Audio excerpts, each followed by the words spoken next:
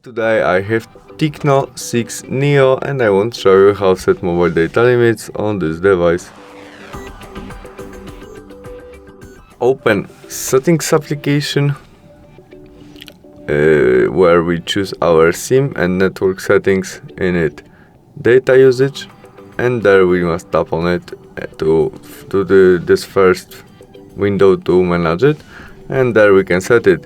Your package priority is how many days, maybe 30 days. When we want to start it, first day of each month, today, or select the package start day. Maybe we select first day of each month, and there how many gigabytes or megabytes we want in our limit. Maybe we can enter our custom number, but only in megabytes. Remember, 1000 megabytes is 1 megabytes, and we can set 8000 megabytes. And after we set all we need, we press confirm and we have our limit. Thanks for watching, see you soon, bye.